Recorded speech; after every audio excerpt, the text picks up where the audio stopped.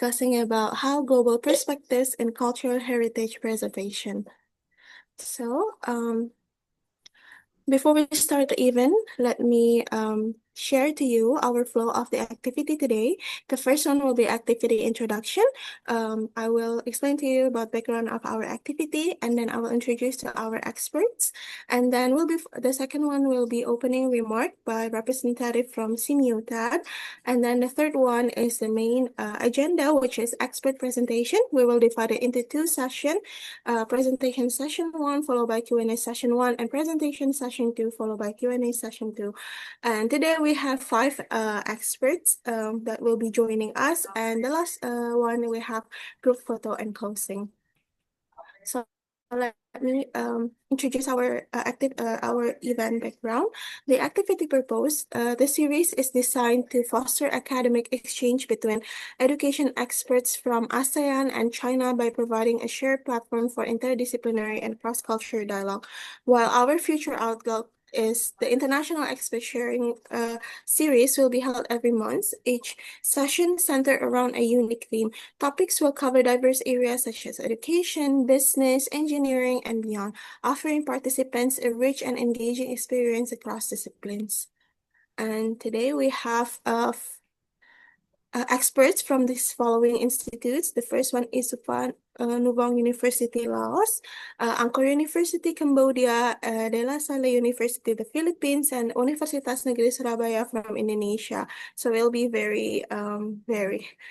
Our first speaker will be Dr. Wulan Patria Saroinsong. She is the head of International Research and Staff Mobility, Universitas Negeri Surabaya, Indonesia, lecturer at Master of Early Childhood Education Program UNESA.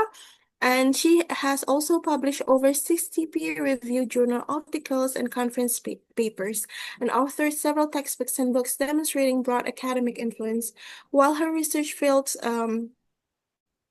circulates around developmental and educational psychology, early childhood education, mindfulness-based interventions, and teacher well-being. I already saw Dr. Wulan join us in the participant list. And the second speaker will be Dr. Han Bun Song. He is the Vice President of Angkor University, Cambodia, with 16 plus years of experience in higher education and tourism industry. He engaged in international collaboration and education accessibility initiatives, and he also published in international journals, key contributor to Cambodia's tourism and education development. While his research field circulates around cultural heritage preservation, smart tourism, industry education integration, tourism, and hospitality management education. And our third expert is Dr. Philaifon Somsamon. She is the acting dean and associate professor at Faculty of Economics and Tourism, Suphanuvong University, Laos. She also the director Center for Korean Studies, Suphanuvong University, and she has prolific publication in tourism management and Korean studies, with numerous articles and books on sustainable tourism, Korean investment, and the Korean waves influence. Her research field are sustainable tourism, community participation in tourism and cultural heritage management, and hotel business management. And the fourth speaker will be Professor Jose Victor Torres. He is the full professor, 3, Department of History, De La Salle University, Manila, the Philippines. He also associate director for drama and history, Bienvenido and Santos Creative Writing Center, or DLSU, Manila.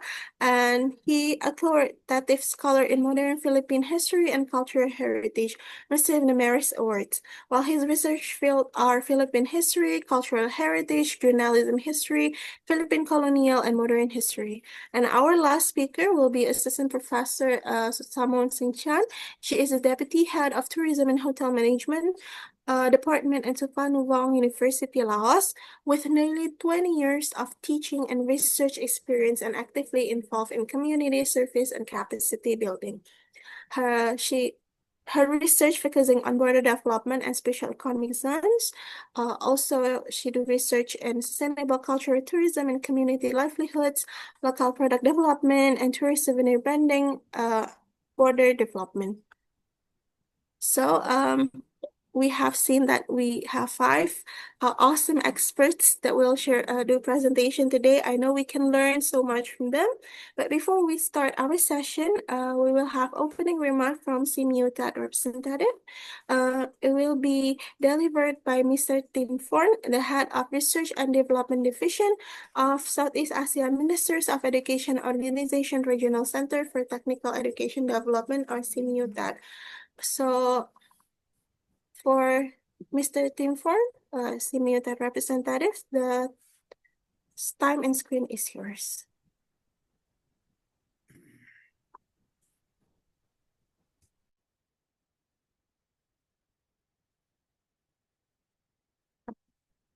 See, Mr. Tim, are you here with me? Or I saw Mr. Marafo from CMU is joining. Is that Mr. Tim? Maybe will Mr. Marafo will be delivering the opening remarks?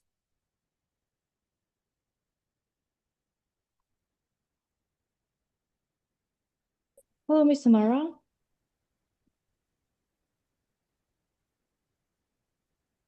Please wait a second, dear all.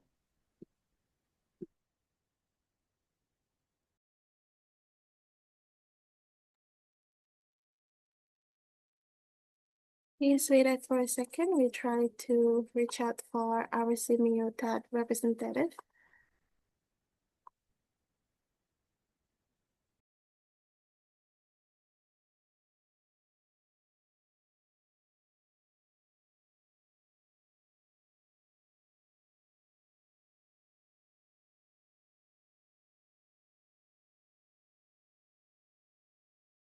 Oh, I saw Mr. Tim Ford already joined the Zoom. Hello, Mr. Tim Ford.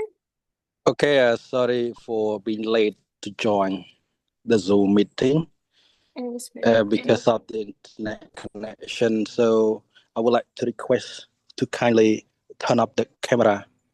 So is it okay? Sorry? So is it possible for me to turn up the camera because of the internet connection? Very poor connection. It is okay. Is it okay? Okay, thank you very much. Okay.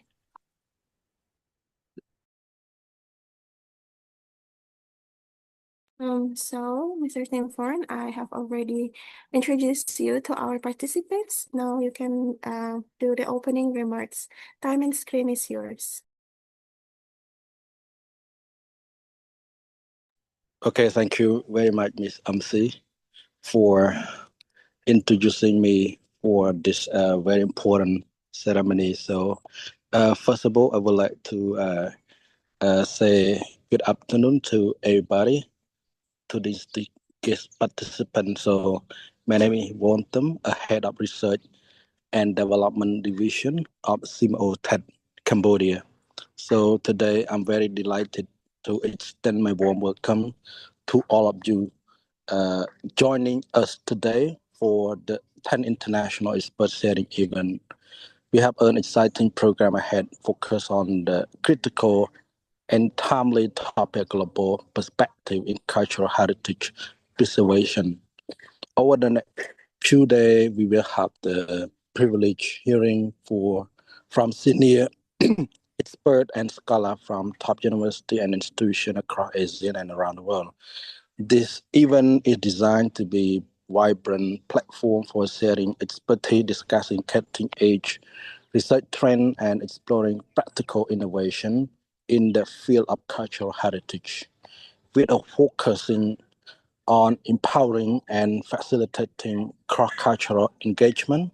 We aim to bring together diverse perspectives through interactive discussion, presentation, and networking opportunity. We believe that this multidisciplinary approach, spanning education, technology, sustainability, social innovation, cultural exchange, and more, will lead to invaluable insight and foster deeper understanding.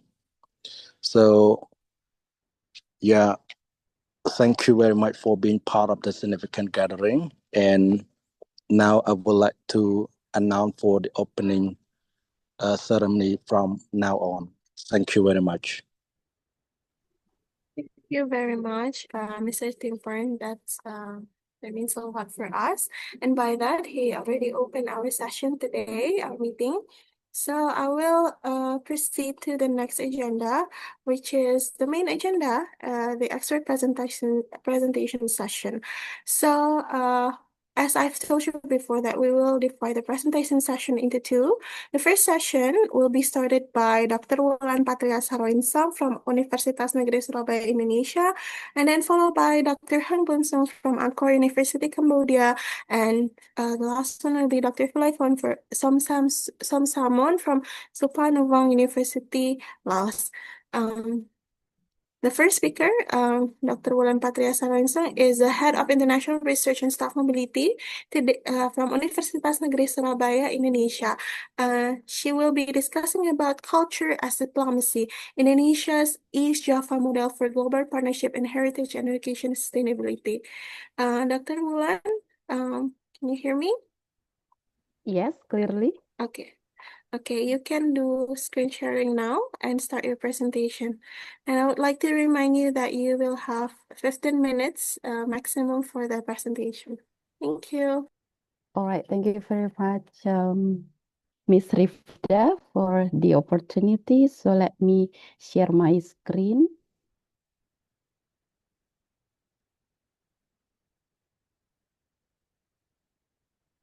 Yeah, so my screen is visible.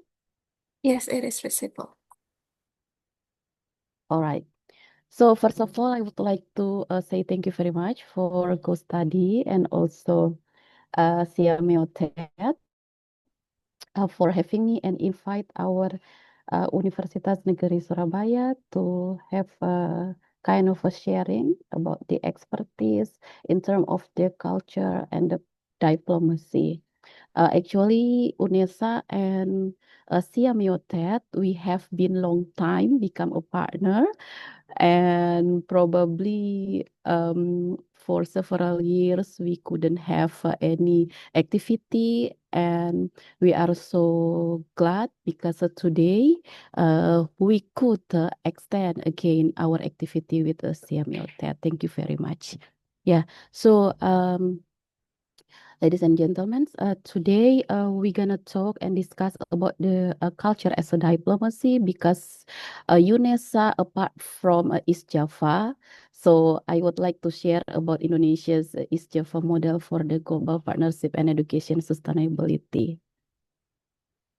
So if you wanna know more details about our university, you could go to our website. You could scan also this barcode. Yeah. And as a culture, as a diplomacy, if we could see here, this is the first I would like to open our mind about the UNESCO World Heritage for the UNESCO Convention, and also we have the Asian Socioculture Community, and currently all the universities, especially in Indonesia, and I do believe also from the Asian, we pursue and put an effort for the SDGs framework in order to reach the QS rank and also THE. Yeah, so in Indonesia, if we can see here, we have 1,300 ethnic groups, and we have also 10 World Heritage Sites by the UNESCO and 12 intangible heritage for the living traditions and practices. Yeah, this is the two of our heritage in Indonesia. This is Komodo Island, and this is Borobudur Temple. As I know, many tourists come here because the Borobudur is already stand for many years.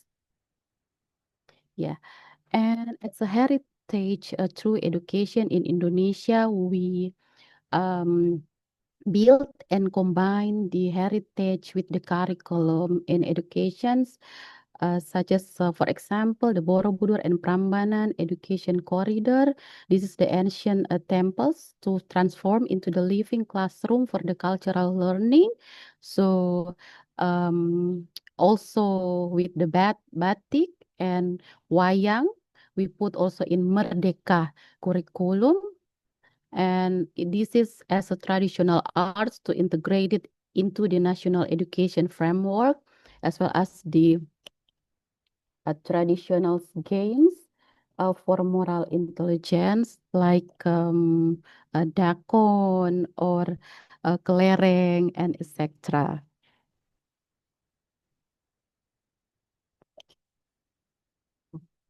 Okay. Yeah, so from East Java view and perspective, we could see here we have our heritage Majapahit. Yeah, if we could see here, Majapahit, it's not just only our heritage building, but now transform, become more modern into the Hotel Majapahit, and many tourists also come to Surabaya. They choose to stay in Hotel Majapahit because more ancient and more cultural inside. Yeah, so for your information, in East Java Cultural Treasures, we have Candi Panataran, we have Ludruk Surabaya, Batik Sidoarjo, Reok Ponorogo, Remo Dance, and Madura Craft and Keris. If you come to Surabaya, and we will serve you with all these six cultural treasures. Yeah, so how our university, as a part of East Java, we built the classroom from the culture. Yeah, so if we see in these slides, we try to give you information about our program for the education and teacher development. And in the curriculum, each faculties also, we put the local wisdom as a culture and heritage integrations inside, and about the research and digital innovation as well. This is how we do cutting edge heritage for the preservation technology. Like me, I come from the psychology department, and for early childhood education also department, we try to develop the application to increase the mental health and decrease the stress intensity of our students. And how we collaborate with China, actually from 2015, we already have Confucius Institute. We collaborate with a Central China Normal Universities. So yeah, thank you very much for Go Study also to notice our university. Yeah. In UNESA also to provide our faculty program with the faculty languages and art. We have Kampung Budaya UNESA. So the students every year come to our university and they could experience kind of batik. Yeah, they make a batik by themselves, of course, by instruct by our lecturer in Faculty of Languages and Art. Yeah, and every year we also have a UNESA a culture festival that we invite 70 students from across country come and do the summer camp in our university, and they could learn about our culture, music, traditional music, and dance. Yeah. So about the digital heritage innovations, we have also the UNESA Digital Heritage Lab. We have the Disability Innovation Center as the one of our excellencies here, and collaborative research with our partnership currently with the Newcastle, University of Newcastle, Open University UK, and Osaka universities. So how about the Asian regional partnership? We do have with the University of Malaya, UT Malacca, and UKM, also from the regional networks with the Semiosense, Semiotet, and Semio Secretariat, consortium by KPU, and also the Teacher Program. Of course, also this is along with the Philippines universities. Yeah, so this is the example for our collaboration with the Zhengzhou Vocational University in China. We send our students also to learn about a Chinese culture there. And I also been invited as a speaker to give a mindfulness training and art therapy. Yeah, so by the European perspective, we have a collaboration with Poland, Germany, Spain, and Netherlands under the Erasmus Mundus, TPTE, Asian China Network, and the L'Oreal UNESCO program, because our university, we put the SDGs 5 about gender as the one of our strength. Yeah, yeah. And what we could suggest for the future direction, probably from this forum, we could have Asian China Europe Heritage Education Consortium, could led by UNESA or another university in Asian. Youth Heritage Ambassadors Program, joint digital museum of East Java Heritage and Education for Cultural Diplomacy module. Yeah, so let me share some of our program, international program in our university. We have a WIJU, we call Western Australia and East Java Universities Consortium. This is kind of a cultural exchange also program. Yeah, this is International Culture Festival, as I mentioned before. And this is overseas education and learning program. If your university students and a lecturer would come to our university, then you could also apply for this program and we will provide for you. Okay, and about the summer camp in UNESA, we do have also for every year, and Dolanan International Office, we call it.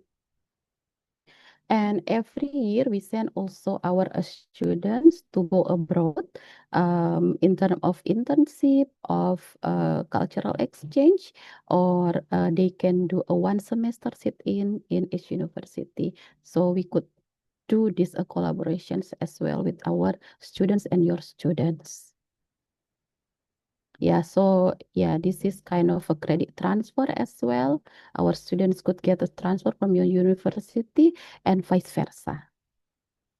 Yeah, so we could 100%, we do with SDGs 4, 11, and 17, and now we still try to apply also for the SDGs for the THE 2026.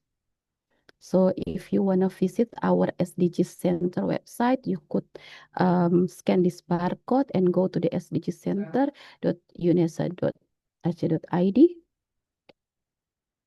Yeah, so for your information, right now, actually, our university, as I said, still pursue this THE ranking. So for the education studies, we're still in the 501 rank. And for the Asian University rank, we still place in 169. Yeah, for the top UNESA researchers, top 10 for our affiliation in terms of the research, we have Indonesia as well, Taiwan, Malaysia, Australia, Japan, Netherlands, Germany, China, Nigeria, and Saudi Arabia. We do hope with Laos and Cambodia also we could have a collaboration in terms of our research. Yeah, so this is some of potential collaborations about the international joint research. Every year we have yeah around Indonesian rupiahs 100 million for each topic. So if you like to join with this activity, and we could apply the grant to our university. Yeah, and we do have also international conference, 12 conferences every year we hold in the one time. It's around June until August or September. So we could invite you as a keynote speaker as well. Come and join this conference. Yeah. All right. So in the last of my presentation, I would like to say a quote from the terracotta of Majapahit to the porcelain of China, from the voices of Asian to the scholarship of the Europe, we share one heritage and one humanity. Through culture as diplomacy, we educate for peace and collaborate for a sustainable world. Yeah, so we do hope, along with this collaboration, we could have a grant and collaboration, not just in the Asian, but we could have such as a consortium to get some grant and program in the Europe become a porcelain of China as well. Thank you very much. Thank you very much, Dr. Wulan. It is very insightful. Thank you for your presentation. Now we will move to the second speaker. I will introduce you. Is Dr. Hang Bong-so. He is the Vice President in charge of Academic Affairs at Angkor University, Cambodia. And his topic today will be the value of hospitality by Cambodian culture. Dr. Hang Bong-so, I saw you already joining. You can start screen sharing now and do your presentation. And a kind reminder, you have 15 minutes for your presentation. Thank you.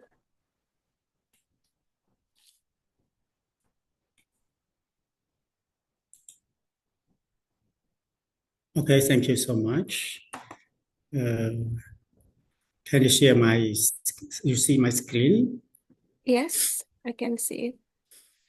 First of all, I would like to say thank you so much, doctors from around the world. I can say from around the world because we have many universities, both in Indonesia, Cambodia, and another country. So warmly welcome for a nice this afternoon. For my presentations, I would like to bring everyone to see one of the heritage cultures in Cambodia. So that is why my topic is about the value of hospitality in Cambodian culture. Every country, they have their own beautiful of cultures and different practices. So Cambodians also have a part of them. So it means some part of the Cambodian culture may related to those culture and may not related. So I will bring one of the interesting ones, which is, I think, as my study, I think it's completely different from some of the country, especially how to give a good hospitality to someone who visited our homes in our Cambodians. So the Cambodian hospitality, it is not just about the politeness, but it about the combinations of compassion and generosity. Because when there are somebody go to visit our home, so we are the host. We need to do our best to welcome our guests in a good ways. Because we want our guests to be happy as they are at their own homes. So in order to bring you to see that, so I would like to show you about how Cambodian culture greeting the people who come to visit our home or our country. So let me bring you the key terms. What is the culture meanings? So in here, as one of the writer Hofstede 2011 state that culture is the set of shared belief, shared value, shared customs, shared behaviors, shared tradition, and also social practices that categorize as spectacular groups or society. It shapes how people think, communicate, and interact with one another. It is a type of one belief that make one culture completely different from another culture because the practice, because of their hospitality. So in here, in Cambodian cultures, when we're talking about the hospitality, we also talking about how the hospitality come. So let me bring you back to like how the culture combine, how the culture derive from. Normally, until we talk about it, until we want to focus on the culture, we need to know the elements that they are in the culture. So in those, there are activity like the way we live, the way we talk, the way we sleep, and the way we communicate. That is called activity. And then become activity, and then it move to habits where we can do this kind of activity routine, especially daily, and it move to become traditions. It become us normal. It become us like where we practice today, like example like water festival, like another tradition that it is shaped from the activity, habit, and tradition, and it become culture. So in culture, there are many parts of the element in the culture. So I only quote one of them. It is called greeting or sampeh. Sampeh, it is in Khmer language, and greeting is the meaning of sampeh. So in Cambodia, the way of greeting or the way of sampeh, we have 5 levels which categorize it clearly who we need to sampeh or who we need to greet, and what kind of posture or gesture we need to do. So first, we have chest level of greeting, we have mouth level of greeting, we have nose level of greeting, eyebrows or eyes level of greeting, and the forehead over here, and or we consider the head of greeting. So these 5 levels of greeting, when we do that, we can see that these people is very polite, these people is not very polite, these people, it should be welcome, these people, it should not be welcome because the way of their greeting. So in Cambodian culture, we classify it very firmly and very practical and daily. Let me bring you to what is the chest level? Chest level of greeting, normally we do greet or welcome our guest to 3 types of our guests. So when we see some people that younger than us, especially for our younger brothers or neighbor that they are younger than us, we also do greeting. Greeting here, it means we sampeh.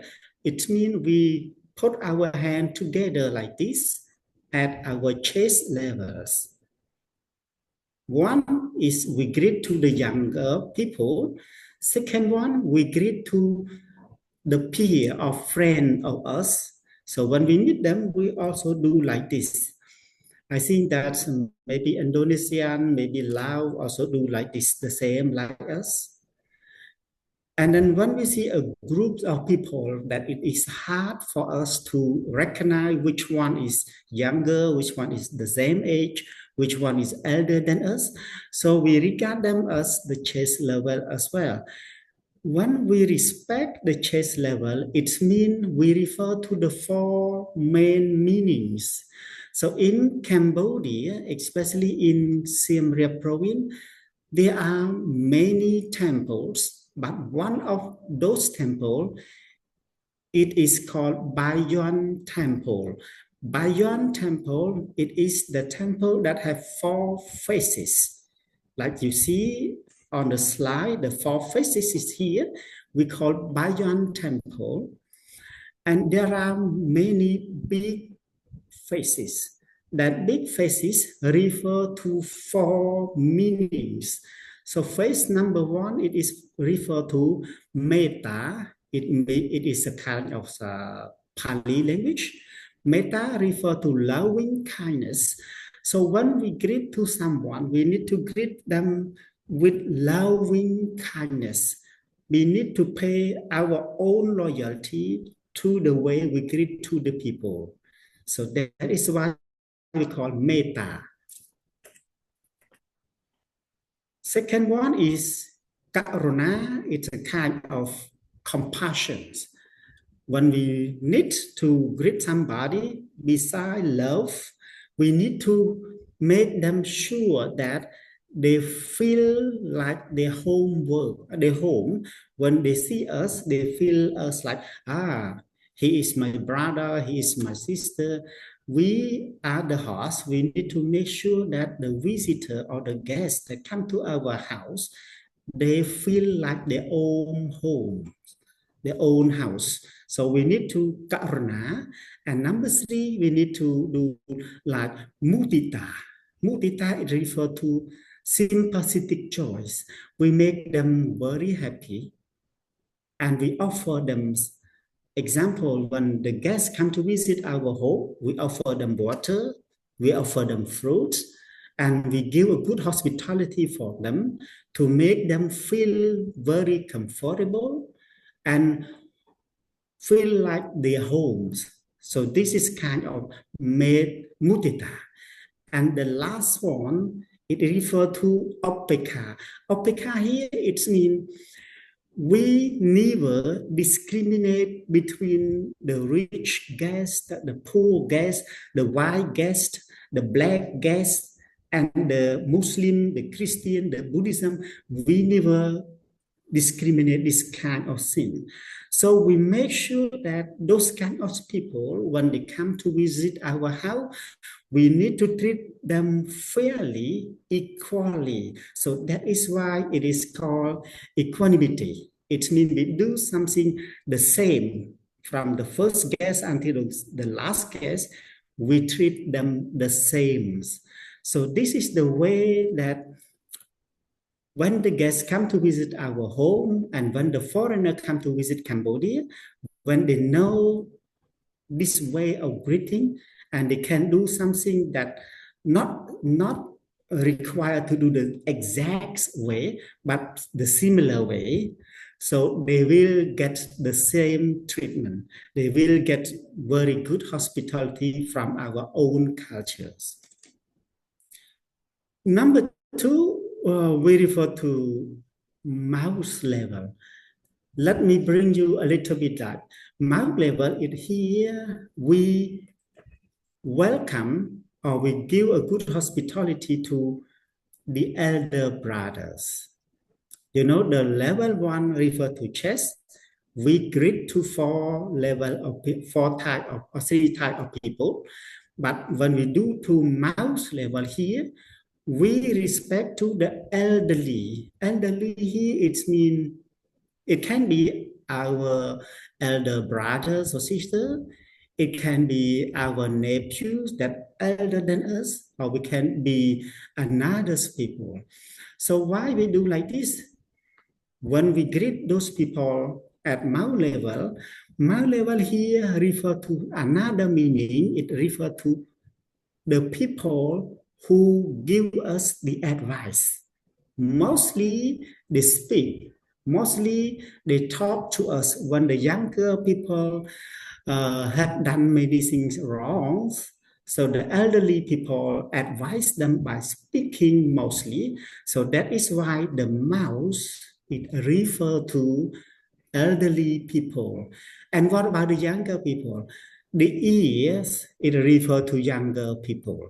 So when the elder people speak, we listen and we use our both hands to respect them. So that is why we use mouth level to elderly people.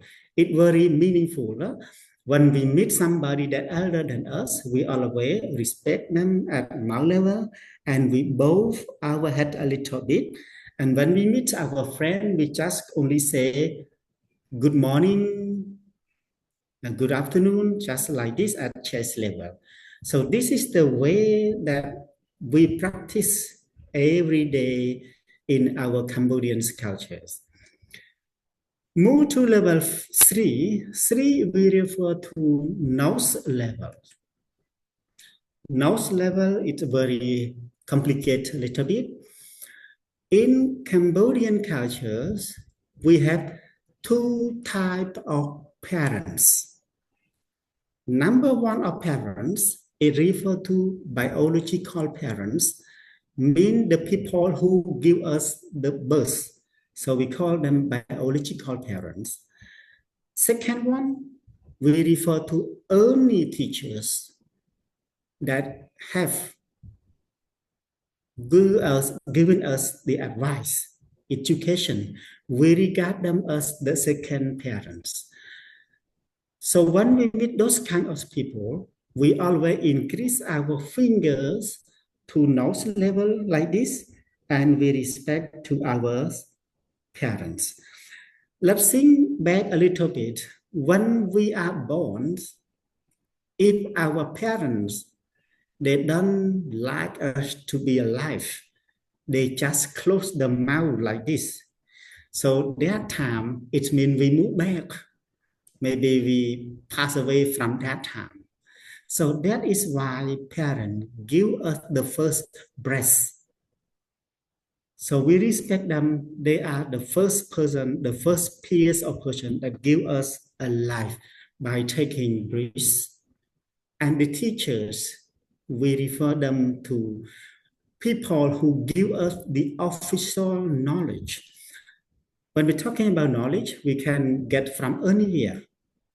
But the person that give us the official knowledge is official teacher that they teach the knowledge in the school. So when we meet those kind of people, we need to respect them at nose level. And we pay more attention for what they advise us. Another one, we refer to elderly people. Elderly people here, we refer to grandmother, grandparent, great-grandparents. So when we see them, we need to respect them at nose level, like our parents as well. So this is very complicated a little bit. We have level from chest, mouth, and nose levels. Number 4, we refer to eyebrows. Dr. Hong, sorry Yep. to interrupt your presentation, but can you wrap up your presentation soon, because your time is actually up and we have another speaker as well. Okay. Yeah, but you can 2 finish. 2 more minutes. Okay. Okay. The 4 level is eye level. We respect to the kings of Cambodia and also the Buddhist monk. So the king in our past, he is the one who give us the limitation, the scope where we can walk, where we can do something. So that's why we respect the king at eye levels. And then the last one is head levels. Head level, we refer to gods. So in our hospitality, especially the way we greet to the people, we need to remember which one we should greet them, which one we should welcome them, from chest, nose, mouth, mouth, nose, eyes, and heads. So look like Apsaras. When she go and dancing, she always respect to ears. It means she dedicate what they dance to the gods. So this is very meaningful for our hospitality in Cambodia. So we have 5 levels of greeting in Cambodia. So I think this is our last slide for my presentation. I hope that it is one of the part that can help everyone to understand our culture.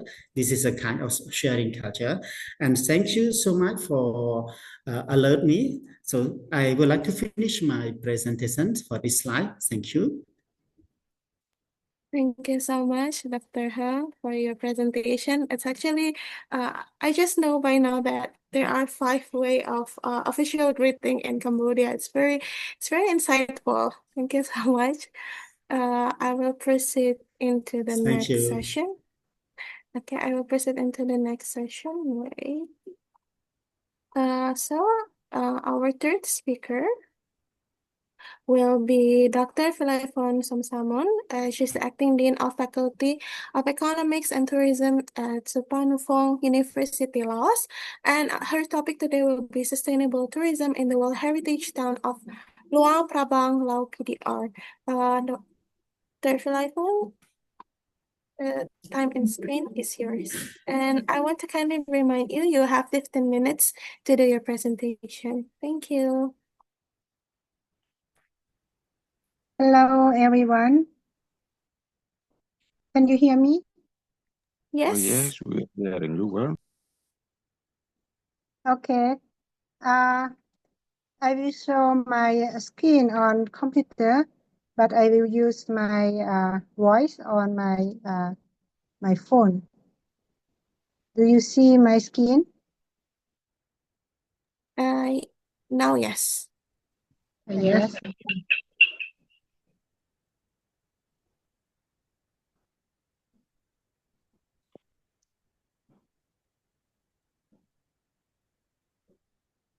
Okay.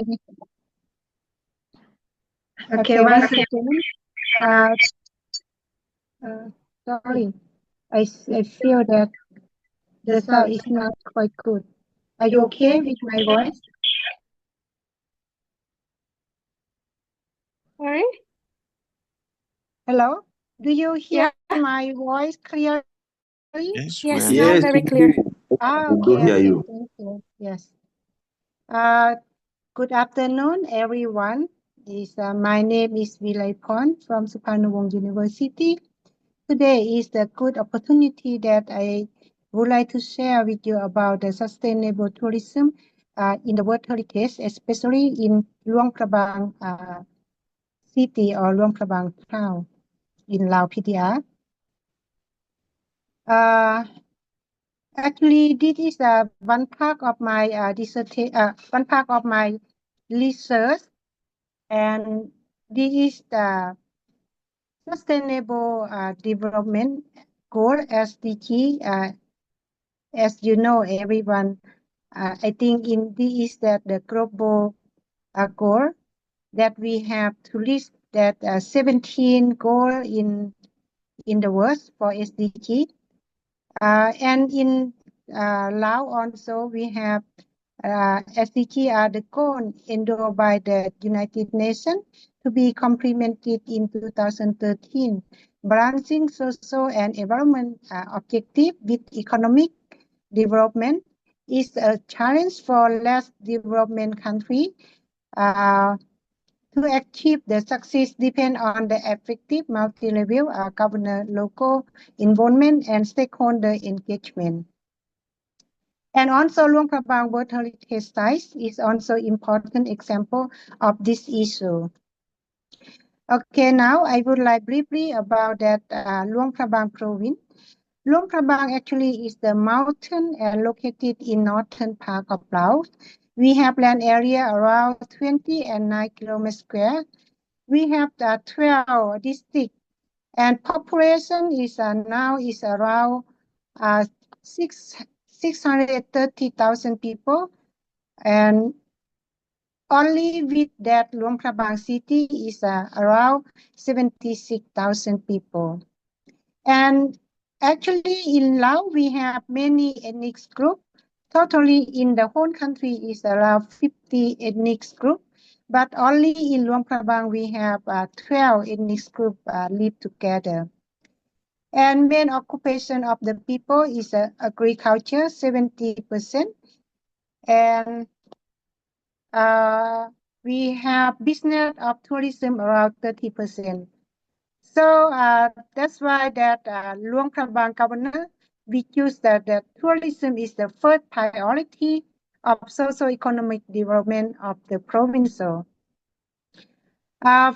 as I mentioned earlier, that is one of my research. So this research we advance to sustainable tourism in the World Heritage City of Luang Prabang, that we focus on SDG 11.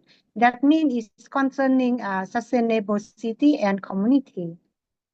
For the research question is how does the city of Luang Prabang attempt to balance its objective in terms of international tourism as a UNESCO World Heritage Site and economic development with the selected sustainable development goal for each citizen.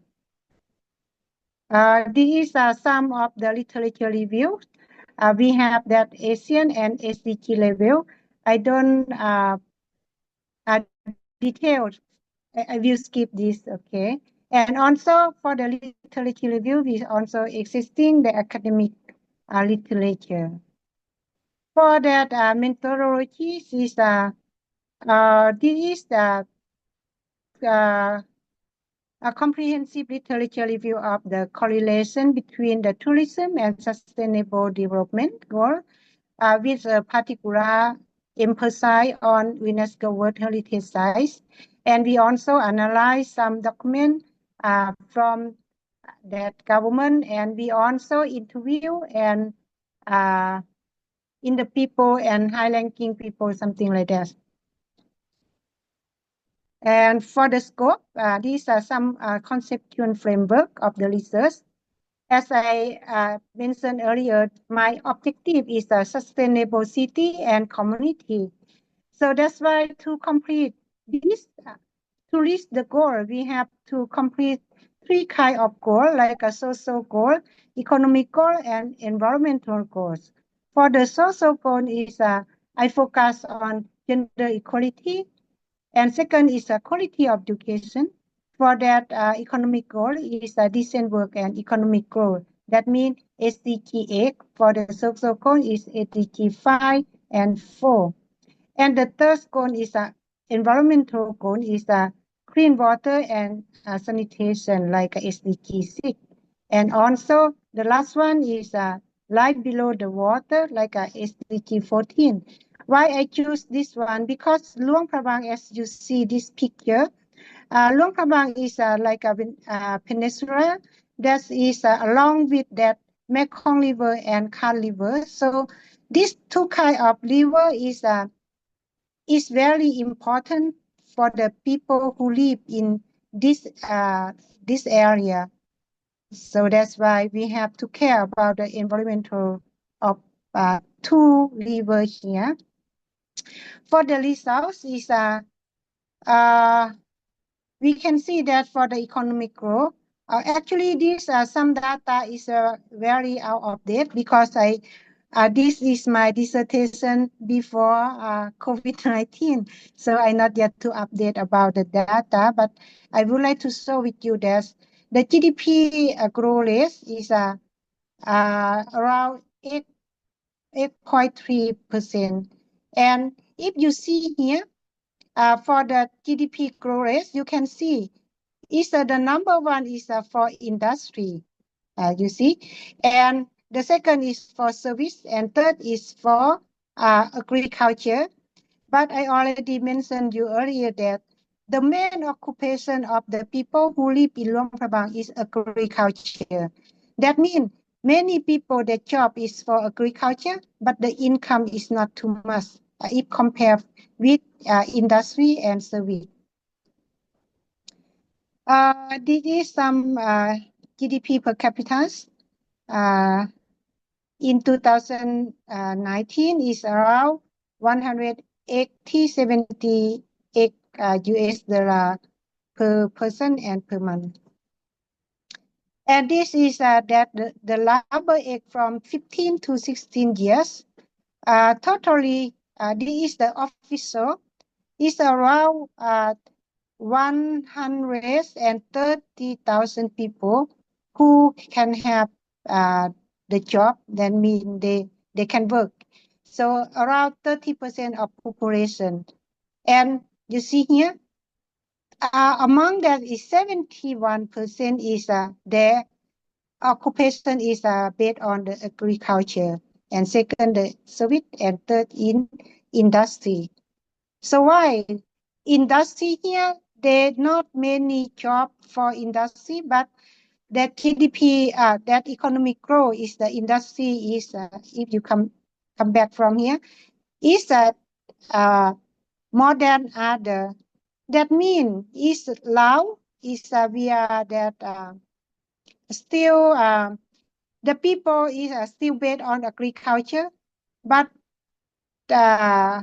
we have some minor and also is dam or power, something like that. So that's why the economic growth is for industry is high, but the job is not too much if compared with agriculture like that.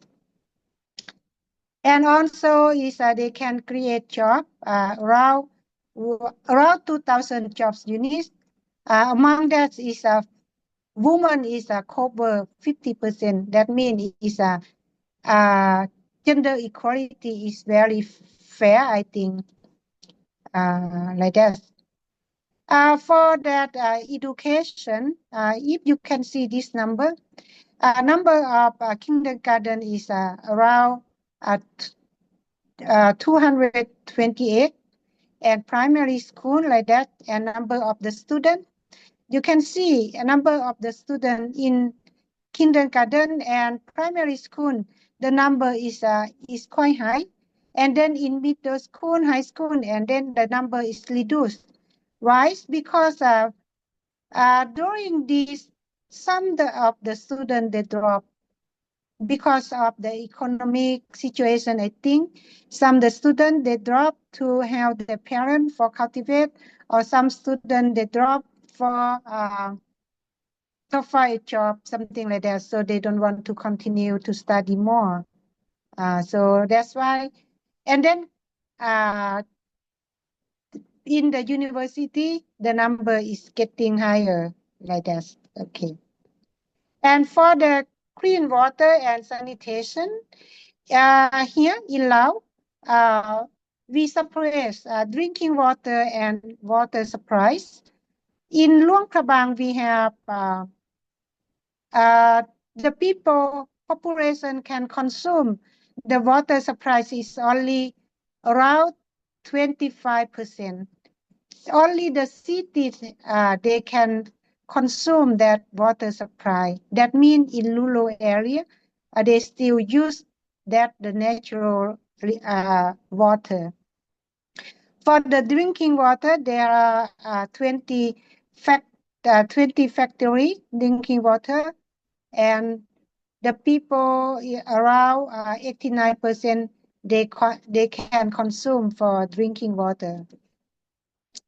For the hospital, we have the provincial hospital.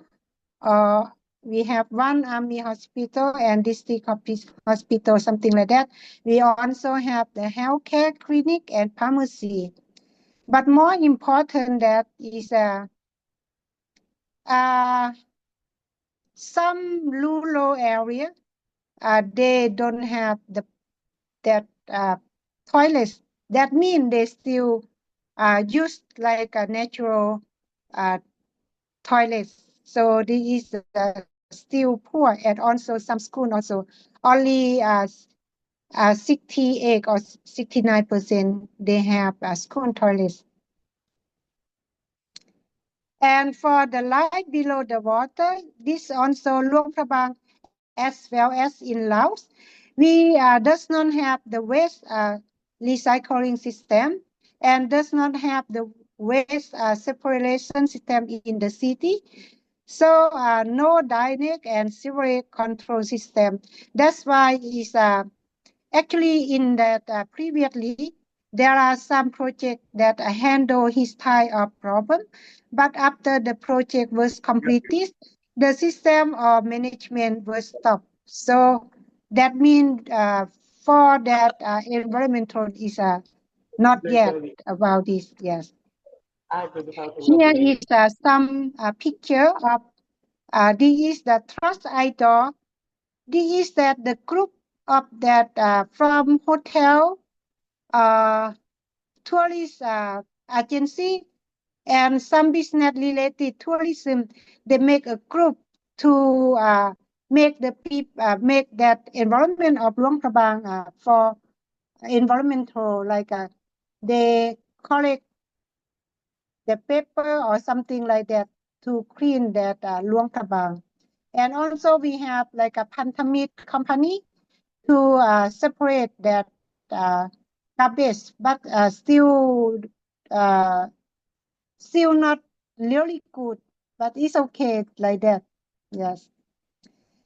And that Luang Prabang government or local planning process, we have like here tourism, power, energy, clean agriculture, and Luang Prabang World Heritage Town Conservation, and traditional value of cultural and custom, quality professional skill, and good environment. This is the plan of that logo.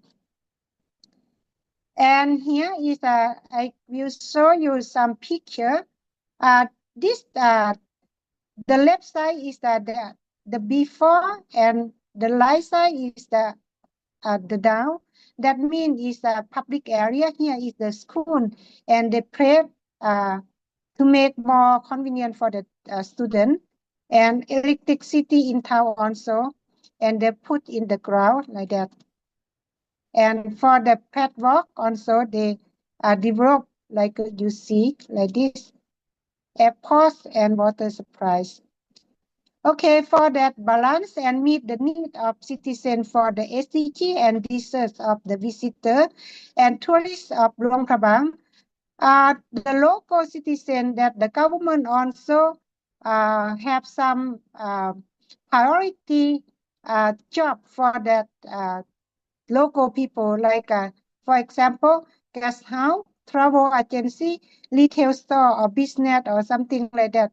This is they conserve for the local people. And for international visitor, they also promotion for the foreigner investment, promotion for the foreigner tourists to travel in Luang Prabang. In the future challenge, the Luang Prabang government tried to promote both sustainable development while preserving that UNESCO World Heritage Sites and welcome international tourists. If we want to maintain the number of tourists or higher, we have to be the standard of facilitating, maintain all construction roads, extension airports, and we have to prepare well for the human resources, and also healthcare and clinic and development new tourist destination. For the discussion, Sorry, we have Dr. Philaifon, for interrupting. Can you wrap up your presentation? Because we have another the second session too. Your time is up. okay. Sorry This for is interrupting. the last slide. Okay. Okay, thank For you. discussion, we have to follow the political stability, peace, security, and environment center, as well as the cultural, natural, and historical tourism destination, and also clean agriculture and education and health institution in the northern area, and commercial investment, transit service, and financial institution of the northern area. Yes, thank you. That is my presentation. Thank you so much. ขอบใจหลาย Thank you so much, Dr. Philaifon, for your presentation. It is very insightful. I will proceed, as we still have the second session. I will proceed to the first Q&A session. Well, I see a lot of questions here coming. Maybe I will go for our first speaker, Dr. Wulan. This question is for you. Chacha asks about how does East Java ensure that its cultural and educational. Sorry, Dr. Jose, do you want to ask something? Do you raise your hand? No, I'm going to ask a question, but you have to you finish first reading from the questions on the chat. Okay, so for the first speaker, for Dr. Bulan, Chacha asked about how does East Java ensure that its cultural and educational initiatives are sustainable in the long term? Dr. Bulan, time and place is yours. I don't see Dr. Bulan here. Okay, maybe I will move to another question as I don't see Dr. Bulan in our participant list. Okay, wait. So, this question is actually for Dr. Hung, but Dr. Hung already answered in the chat box. But we have another question as well. Wait, let me check. Wait.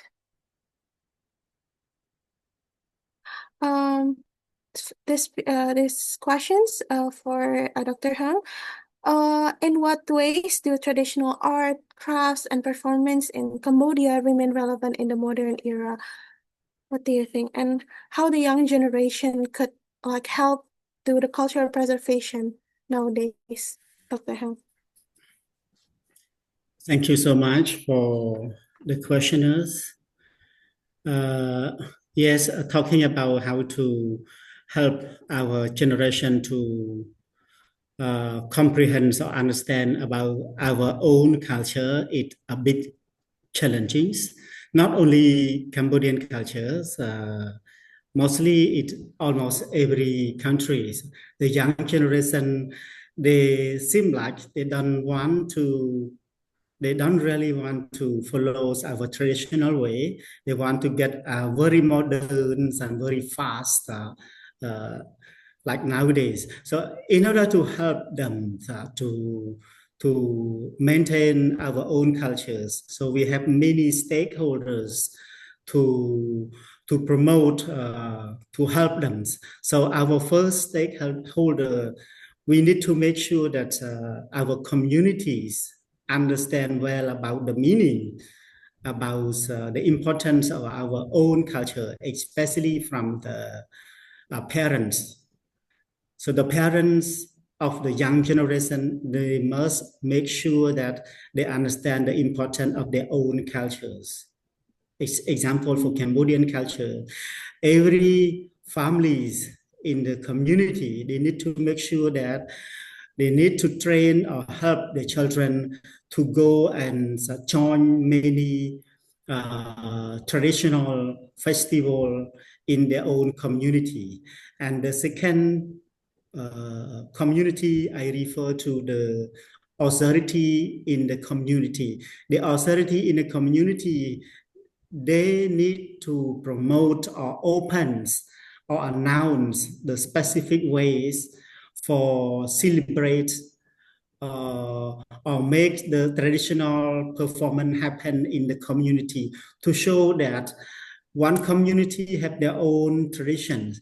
So this way of performance, this way of showing to the children will go and join and make them very happy. So another stakeholders refer to the outside community. It look like non-government organizations. So the non-government organization or NGO, they need to jump in this kind of promotion, this kind of encouragement, and to make more interactive, to make more public, not only in the community, but also in the national way or international ways. And the third part is refer to our governments.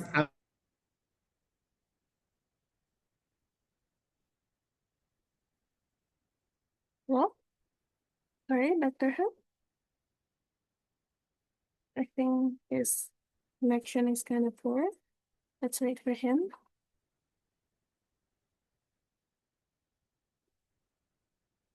No?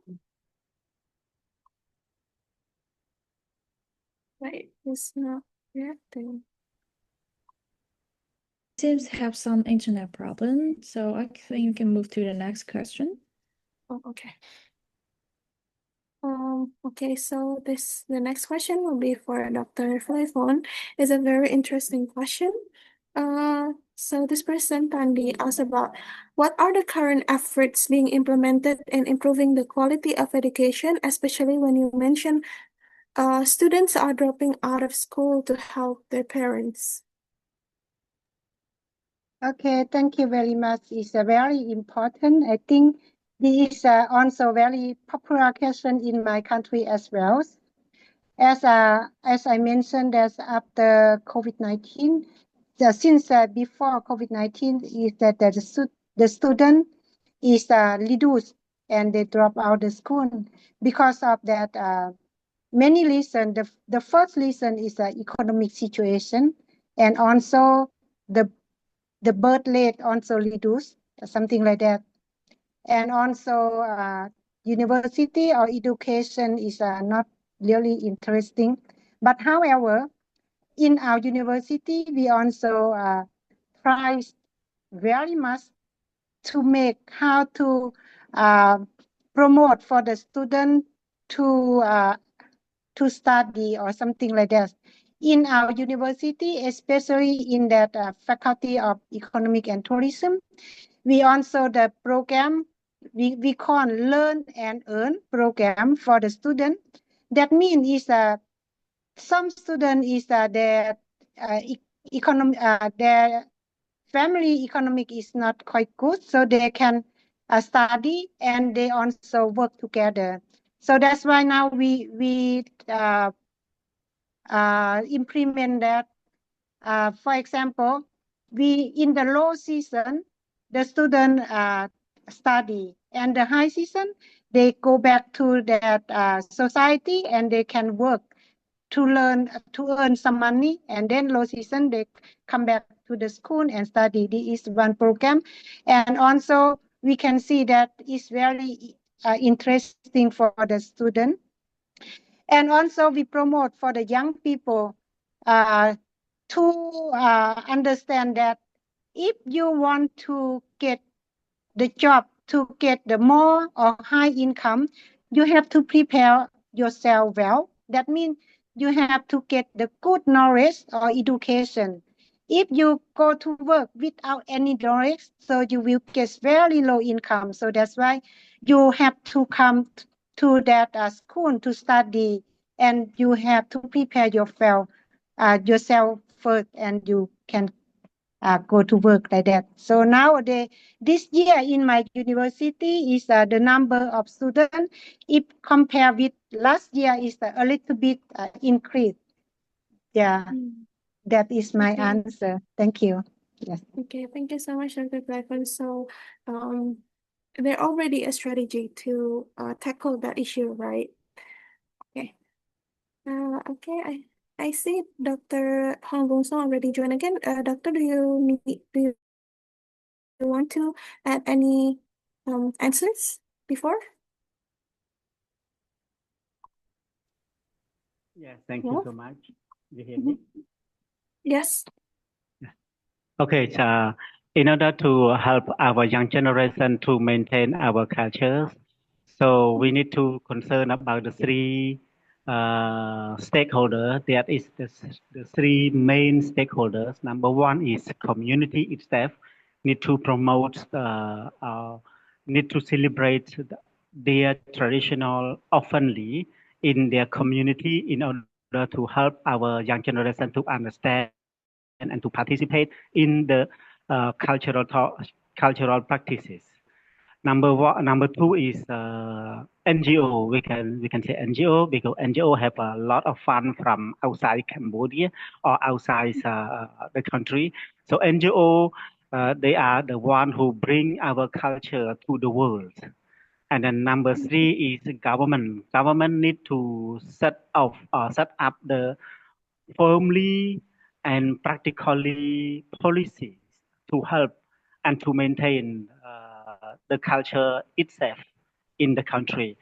For example, in Cambodia, we have UNESCO in Cambodia. UNESCO participated in Cambodia in 1992 after the civil war in Cambodia. So Angkor Wat, the whole, I say Angkor Wat here, it's not mean one temple.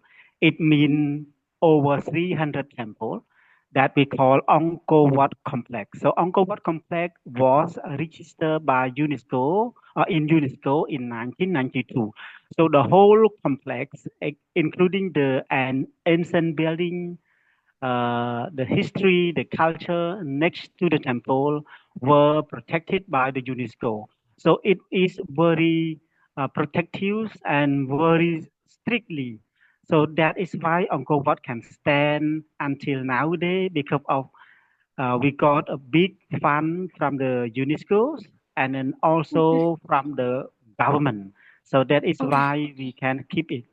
So this is our three main concerns that we can help our young generation to understand and keep our culture firmly and sustainably.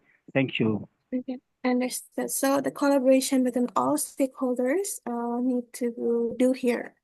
Okay, thank you so much, Dr. Han and Dr. Philaifon, and Dr. Wan also for your presentation for the first session.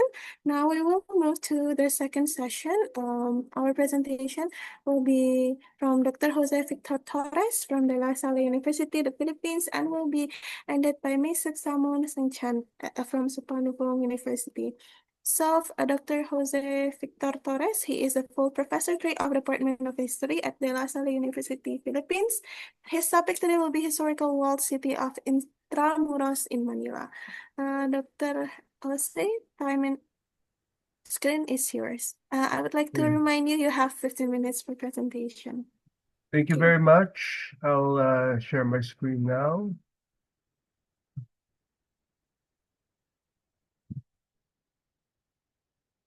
Is the screen visible? Yes, it is visible. Okay, thank you very much. Good afternoon to everyone. I'm Dr. Jose Victor Torres from the De La Salle University. My paper is focused on heritage tourism, and this is the case of Intramuros. This is the walled city of Manila. Okay, so let me first introduce the presentation. Government policies and the preservation of my country's cultural heritage is an important part of governance in every administration. Our knowledge on the preservation of our cultural heritage is not new. It began with the creation of libraries and archives, then moved on to monuments and eventually structures like buildings and houses. The concern is related to the value given to a country's historical past and our cultural identity. In the Philippines, heritage preservation is done by legislation. The primary importance of legislative support is to ensure government measures to provide adequate short and long-term measures to guarantee the preservation of national and local historic sites and structures. The latest law that we have on the preservation of historical sites is the National Heritage Act that was enacted in 2010. And it's still the law that basically is ongoing today.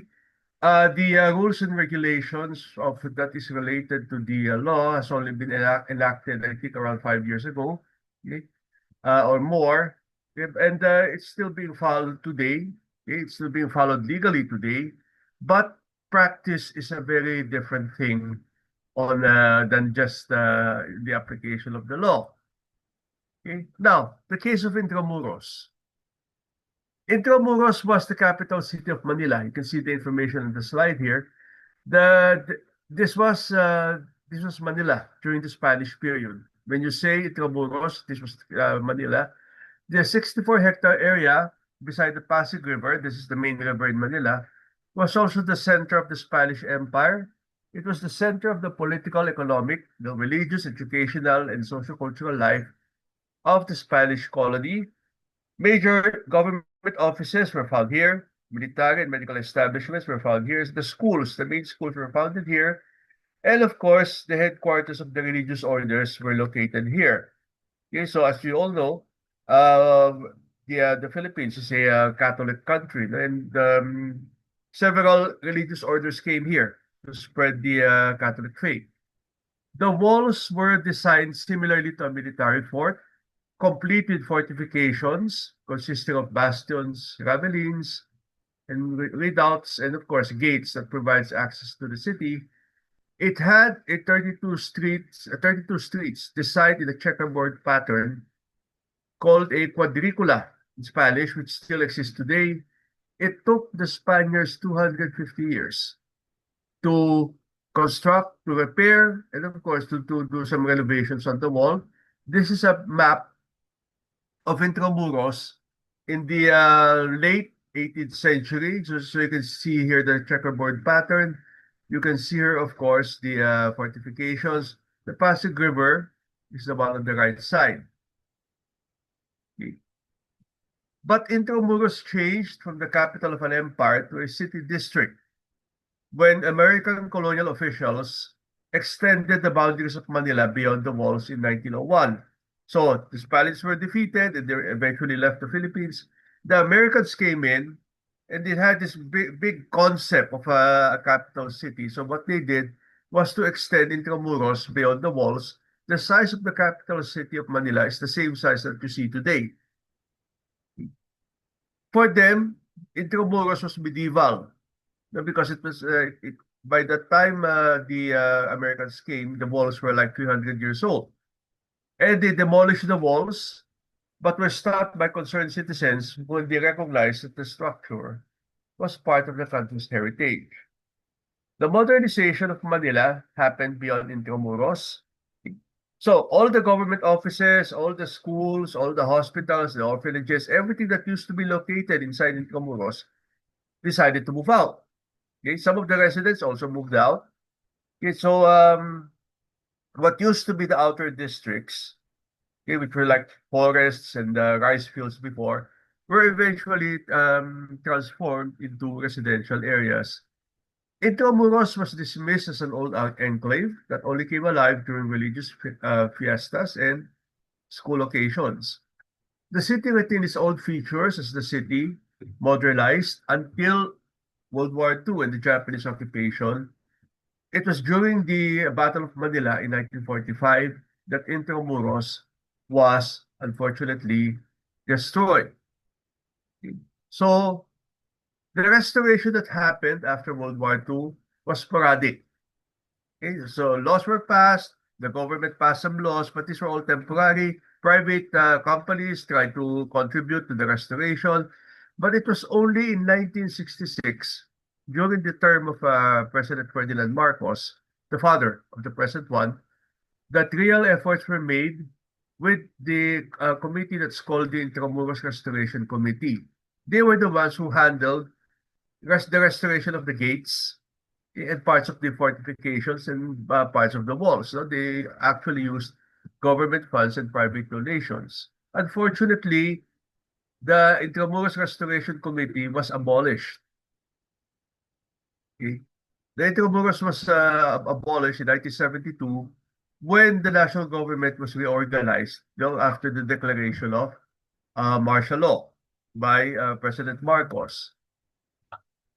The creation of the office that now handles the restoration of Intramuros was created in 1979.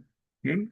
The mandate of the Intramuros administration, okay, was responsible for the orderly restoration and development of Intramuros as a monument to the Hispanic period. And of course, promoted the Intramuros as a national heritage site. And it was part of the contribution of the cultural and spiritual enrichment of Filipinos, and the realization of history. And this is the important part, to integrate the historic preservation with the urban renewal of Manila. Because no matter how much they would try to preserve Intramuros, Manila will still modernize. Okay? Will Intramuros be left behind? That's the big question. So, tourism-wise, okay, the question that cropped up with the restoration was, when the restoration was still going on, is what next? What will be done with the walls and fortifications when it was restored? Okay. The initial answer was a cultural program, where the walls and the fortifications were used as venues for shows. Later, they were rented out as function areas where weddings, parties, and other events were made. A cultural complex that they called the Plaza San Luis complex was was built as a cultural center with the Casa Manila Museum, that consisted of that showcased 19th century furniture and other household items. The the Puertorial evenings, the one that you see on the left, is actually one of the cultural events that was done in the fortification. This was Puertorial. Okay, the building on the right side is Casa Manila, which is just one part of the Plaza San Luis complex. The Plaza San Luis complex is consisted of 5 buildings that followed Hispanic, Filipino-Hispanic housing designs. So you can see here, it looks like a Spanish period building. But the balancing act on tourism and heritage came when IA was placed under the Department of Tourism, thereby shifting priorities from restoration to selling Intramuros now as a prime urban destination in the country. Until today, it is still under the Department of Tourism, in spite of the fact that another office, the National Commission on Culture and the Arts, is already existing. It was IA was supposed to be under the NCCA. Unfortunately, the transfer to the Department of Tourism was part of the Administrative Code of 1987, thereby making the transfer of Intramuros somewhat semi-permanent. Okay? Now, here are the challenges of the of maintaining a tourism site as a national heritage site. One, first, Intramuros is a living community. There's a community inside. Okay? And there's residential areas inside. Okay? And of course, there are schools, they're still there. There are government offices still there. With applicable laws from the local government. Okay? Legally, it is a national heritage site. But based on the local government code, it's a district of the City of Manila. Now, where does administrative functions fall? Okay? There's this mistaken assumption that Intramuros was a domain of the national government and that the City of Manila has no jurisdiction over it. This is a mistake. The city government still has legal jurisdiction over Manila, but there are special laws in the local government code declaring the respect for a special laws, which is, of course, applicable to IA because it's a special heritage zone. Now, what happens? Any regulation passed by the city government concerning Intramuros has to be closely coordinated with IA. There are periods of friction between the city government and the IA, especially on the matter of projects involving funds and construction projects on buildings within Intramuros.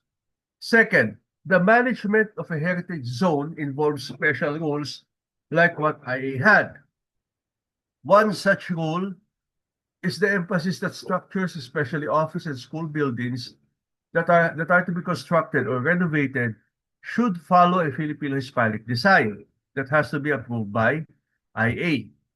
The design includes a height limit of 3 stories for buildings inside Intramuros, only 3 stories. Okay? What you see right now, actually, there are some buildings who are actually violating it. Okay? Modern structures that existed before IA was created have to change their facade design at a certain time period.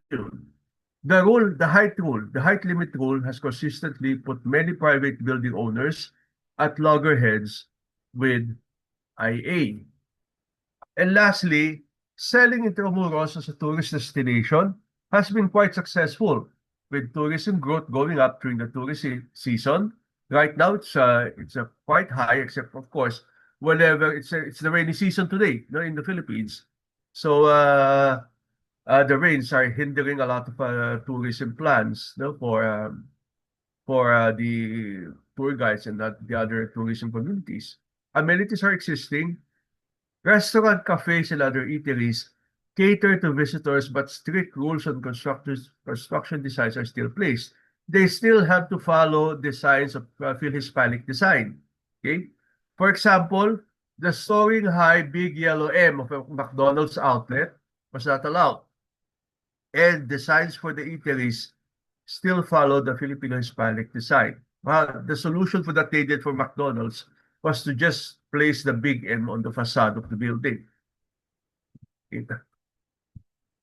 And lastly, tourism-wise, Intramuros does not have a lively nightlife.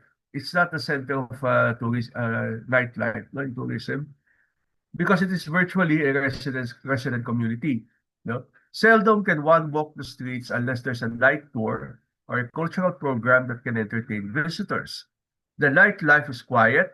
After shops close, the offices close at the 5 or 6 p.m. Peace and order situation is managed suitably by the city government. But of course, if you want a night tourism life, well, you have to go to the other parts of tourist destinations in the city. Okay?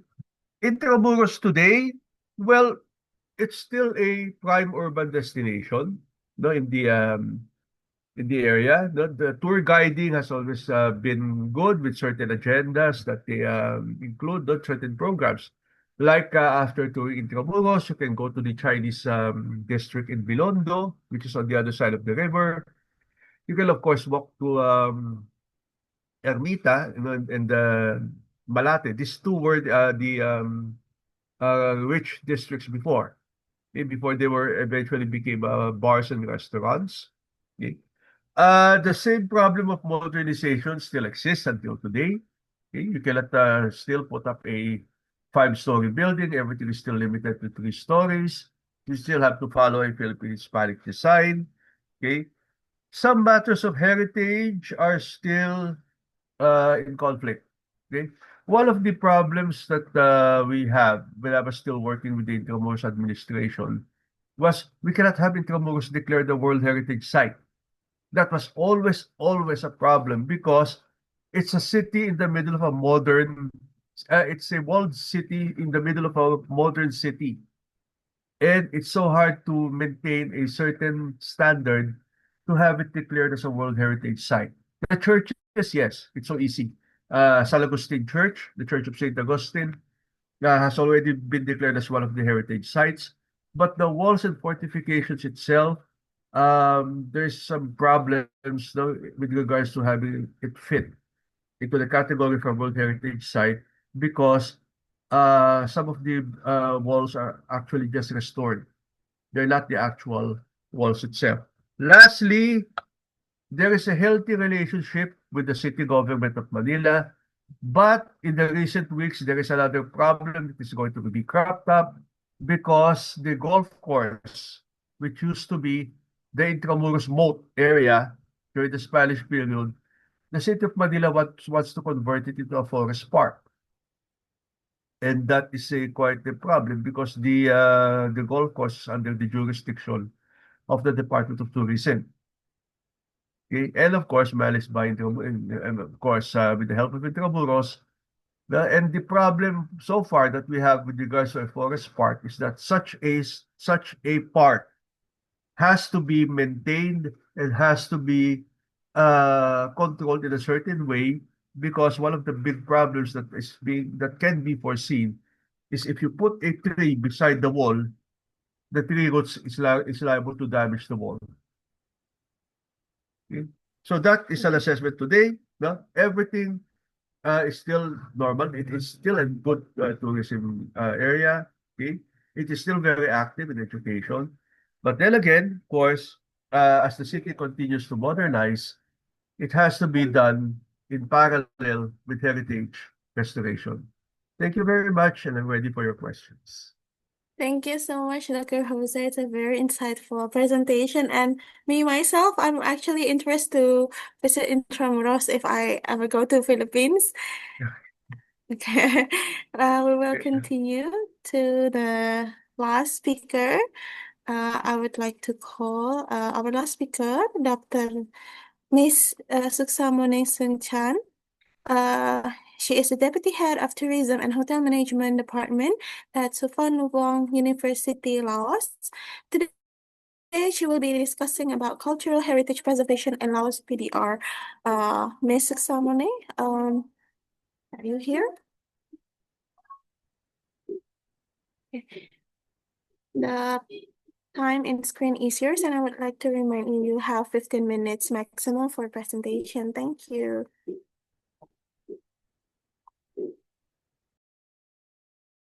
You want to see this video? Yes. Is it played? The video is played. Yes, it is played, but now it's paused, right? Yeah, yeah.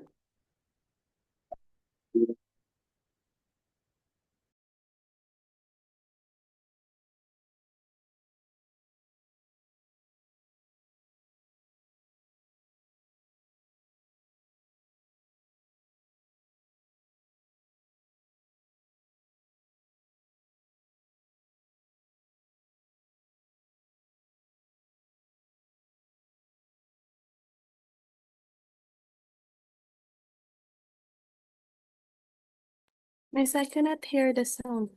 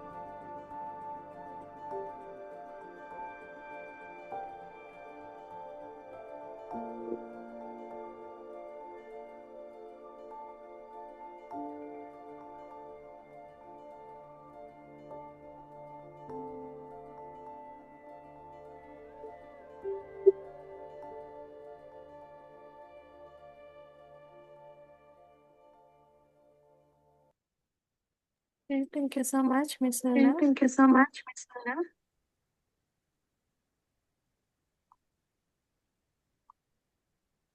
Okay, I can see your screen. Okay. สบายดี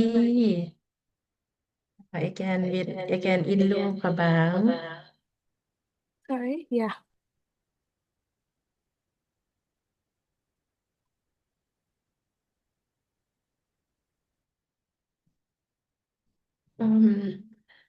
First of all, I would like to introduce my presentation, continue from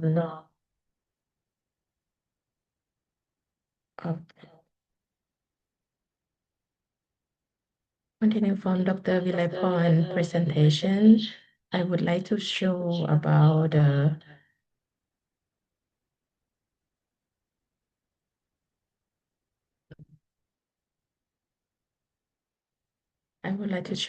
the practical works about cultural heritage presentation. Divide in two parts. One part is for the Department of the Cultural and Tourism Province in Luang Prabang, and the second part is for Suphanobuang University. As we may have heard before that Luang Prabang had been the World Heritage member since 1995. We met in 3 criteria, as you see, criteria 2, criteria 4, and 5. The picture here show about the landscape view that refer to the 3 main criteria that meet the UNESCO.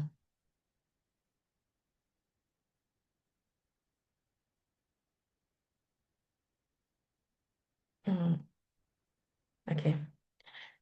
The second PT is about I want to show the award that Luang Prabang had received in 2025. And the picture here you will see 3 criteria. It's the main emphasis of the Office of UNESCO Heritage in Luang Prabang have to maintain and make it sustainable during 30 years until now. First, keep everything that meet criteria and integrity, authenticity, and the protection and the management. It is the work of the cultural heritage preservation. What we will see here is the activity that they try very hard to keep preserve. You see the activity like this, and also the building like this.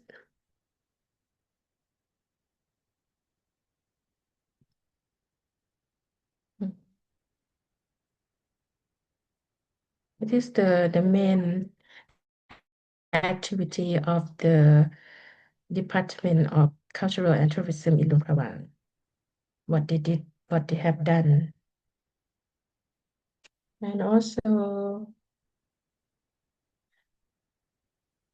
you will see this picture, the landscape they try to preserve, and the house, and the building, and the wetland, and the authentic activity that kept in until now.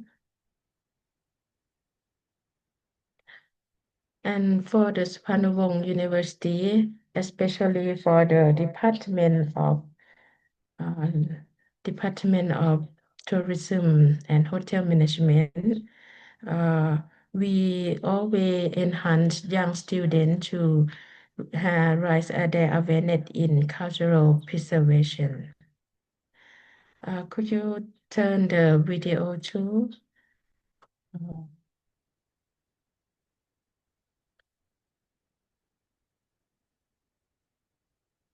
This video.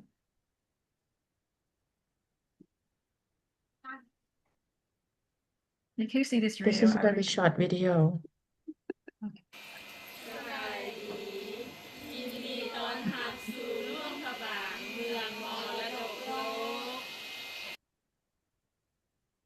This is one part of my subject. I teach about the global and local challenge. I lead my 4th-year student to practice the local and preserve the way of life in the history. So they feel very, very happy, and they never wear the loud with friends like this. And normally in the past, young people, when they will visit temple, they have to wear loud skirt. But now some domestic tourists, they have changed their behavior, and the acceptance of the wearing long pants. They allow the domestic tourists or foreigner come inside. So it is the example that I show the picture why they all wear the browser like this. And also, could you turn the video three?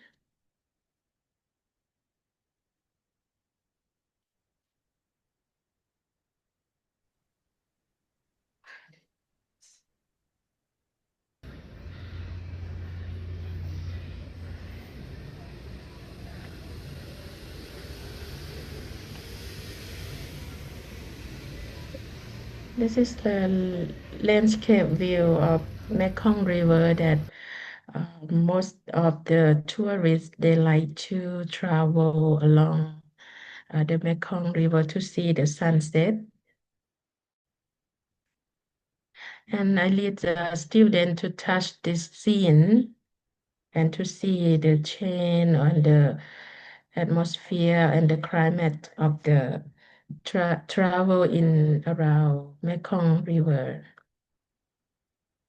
And this is the picture that show the local food in the morning market. I lead our student to walk around the morning market, and then I ask them to select the local food or sweet that they found and they want to explain or describe to me, and they show this picture. Maybe most of you visit Laos before Luang Prabang? Not yet. No. Not yet. Yeah, if you have chance to come and you can see travel around Luang Prabang.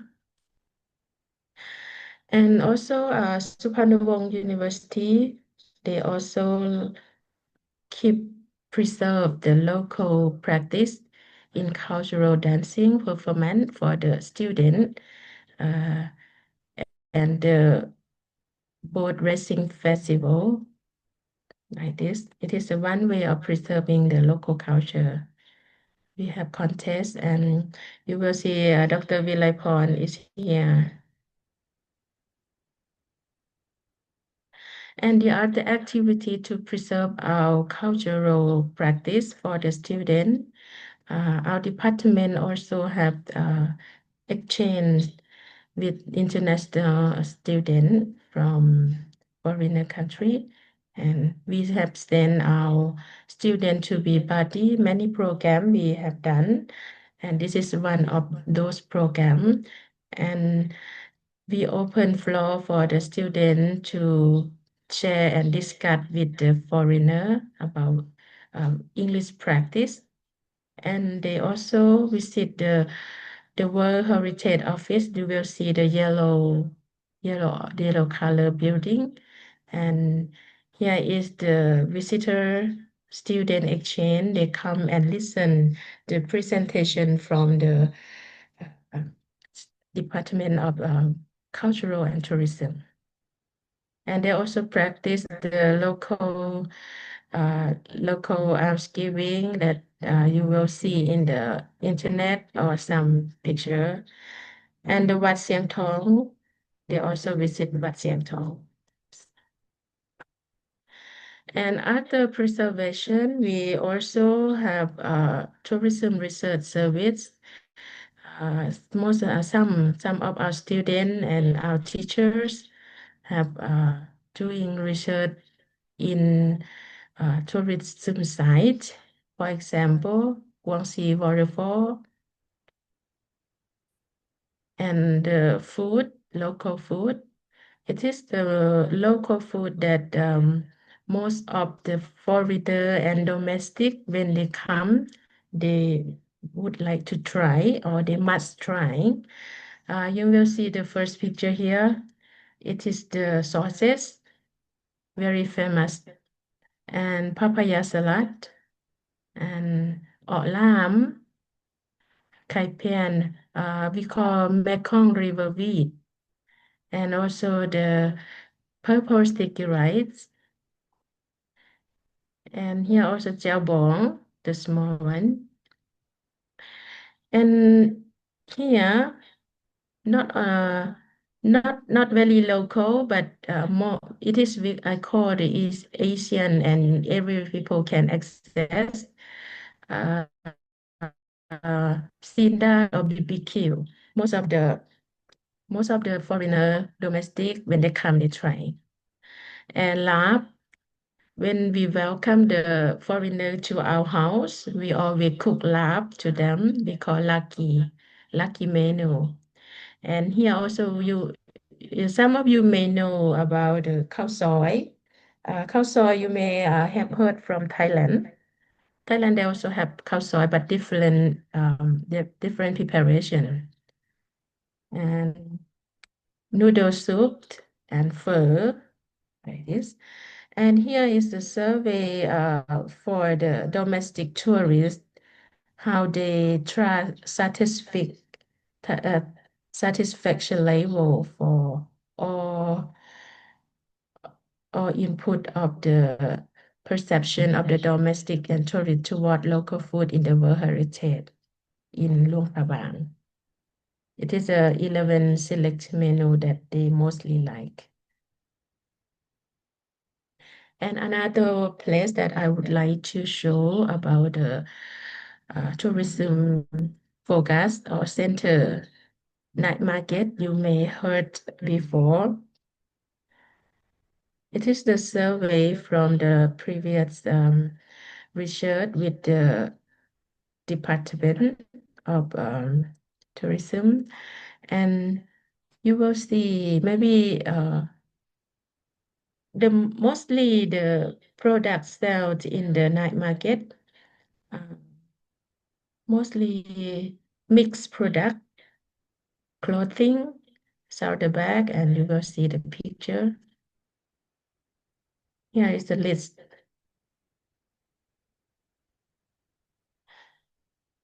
Similarly to some country that they sell their product along the street. It is the kind of the product that's sold in the night market.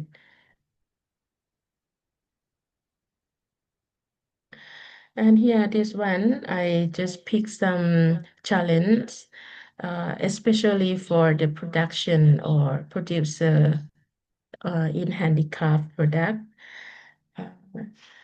In the picture show about the bamboo handicraft producer, what they face now, it's the decline of the producer, especially for the young people in the village. Why I select this picture? Because it's quite famous product in Luang Prabang, but it takes time to make one of these, and most of the elder people make this. And the other is the community in the village, the people in the community, they have different and lack of concern for the preservation, unaware of how disappearance could negatively impact for the village in the future. Maybe they use the substitute product instead of using the bamboo handicraft. And also the producer, they face the low market support. And this form of the bamboo handicraft producer not yet gain widespread recognition. Most of the tourists, they don't know much about the village because they just produce and sell they sell like a raw material product like this. Yeah, it is the presentation that I show today. It is very short because I just picked some product and some picture related to the preservation of the cultural heritage. Yeah, that's one of my presentation.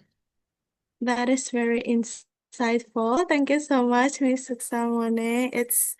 We can see the examples you show us, right? It's very interesting. It's my first time also seeing cultural information about Laos, even though I'm also part of the ASEAN countries. Okay, maybe you can stop the screen sharing, Miss. Okay. Okay, thank you so much once again. Okay, also we will proceed into the next session, which is the Q&A session for session number 2. And sorry, we have, oh, I saw a lot of questions here in the chat box for Dr. Jose. What do you think? How can technology or digital media enhance the visitor experience and historical education of Intramuros? Well, so far, one of the ways to enhance visitors' experience right now is we have initially a tourist that's going to go around Intramuros. We have there's an Intramuros Visitor Center, okay, where they can view a video about the history of Intramuros, what can be seen in Intramuros. Then they can go around, the walled city. A big attraction of the walled city is walking on the walls itself. Okay. But that is of course very tiring. But it's basically like to get the full extent, to walk the full extent of the walls involves around 2 hours. Okay. But just to visit several fortifications, it could be 30 minutes to 1 hour. Okay. As regards to the question with regards to a digital experience, one of the problems that with the Intramuros fortification is that even though the walls have been restored, even though that areas are the fortifications are being used for function areas, they have to set up electrical power inside the fortifications because, unfortunately, the National Electric Code of the Philippines does not make any mention of fortifications. So the availability of putting up lights and other amenities there, including for electricity on the fortifications themselves, has to be worked out. With the government in order to place lighting there, even water. You can drill into the walls because it's a national heritage site. You go to that, it's going to damage the walls. But as of now, um, I think even though that a digital experience is good for Intramuros, I think the more of the face-to-face encounters with tourist guides is a more feasible and more uh, better experience for tourists in the area. Oh, okay, so I think the Philippine government should really take care of Intramuros preservation because next year Philippines will be the chair of ASEAN, right? And it will somehow Yes. it's very attractive for the tourists. Yeah, okay, thank you. And the site of ASEAN is just like half an hour away from Intramuros. Yeah. So they're preparing actually now for the visit of the ASEAN delegates. Okay, this make me want to visit Intramuros more. Okay, thank you so much, Dr. Jose. I will move to the second question for Ms. Samune. So, Sahina asked about what is the market demand for bamboo handicrafts actually, and is there any policy or support from the government for the local bamboo artists? Ms. Samune?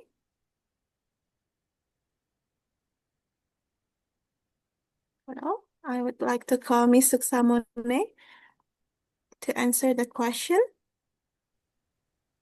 Sabadi, could you repeat again? Oh, yes.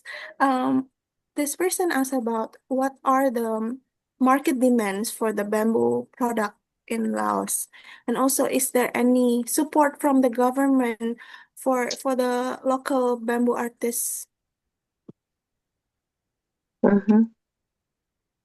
Yeah, that's the question. Yeah, for the producer, Actually, the government support the final products, like to accept the market. For example, the final product that not the raw material as I showed the picture, they support market access like local people from the village who has the product go to Vientiane capital or some country that show their product.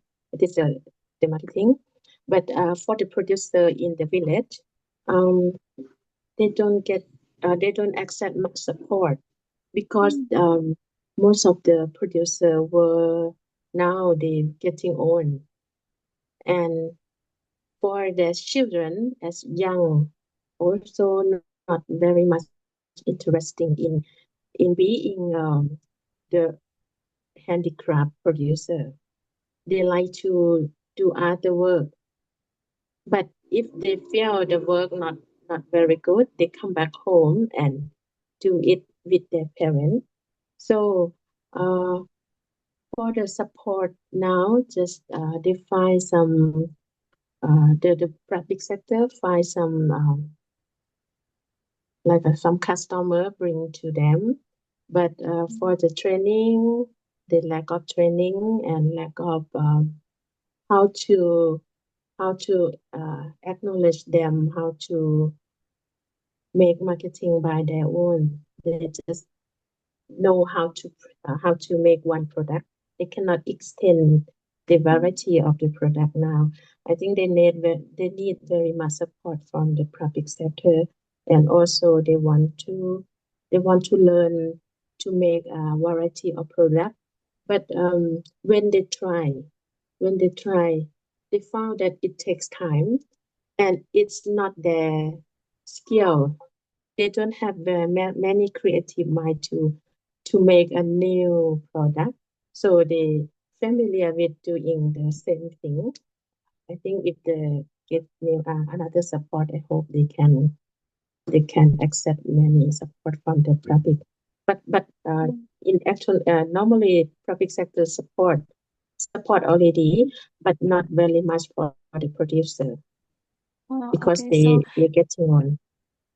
yeah, okay, so support is very crucial for the producers because how could they sell their products, right, if they don't get proper support? Yeah, and I think it's a very interesting and unique product. So it's very good if they got like a proper support from the government or also from private Yeah, sectors too. and one result that when we make research with them in the village, they want to build a center or like make their village as a handicraft village, similarly to another village that have their unique, like a Mulberry paper producer. They have unique and in their village, but this village they need support. I think next time if you have chance to visit Laos, Luang Prabang, hope you visit the village with me. I would love to. I will contact you if I visit Laos. Okay, thank you so much, Dr. Jose and Mr. Samone. I know there's a lot of questions actually still in the Q&A, the chat box, but we really have no time left. So that concludes our Q&A session. And we will proceed with the next session, which is group photo. So I would like to call to all the participants to open your camera, and you can use this virtual backgrounds so that we can so the photo will look proper. Okay, wait, let me share. Please stop your screen sharing. Okay. Okay. And everyone, we will have a group photo section. Please turn on your camera. We will do a screenshot. After the group photo section, we will post the attendance link in the chat box. So now please turn on your camera. We will give you some time to turn on the camera. Let us see your face in the screen and we will do a screenshot. Okay, we can see more and more people turn on the camera. We're so happy you are here. Please turn on your camera.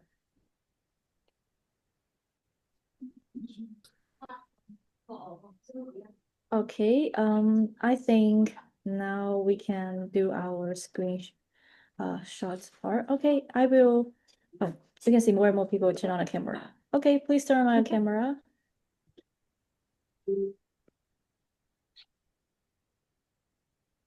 Yo, please turn on your camera. We'll do a group photo section. Okay, now I will counting down. 3, 2, 1, smile. Okay, one more time because we can see more people turn on the camera. Okay, one more time. I will count it down. 3, 2, 1, smile.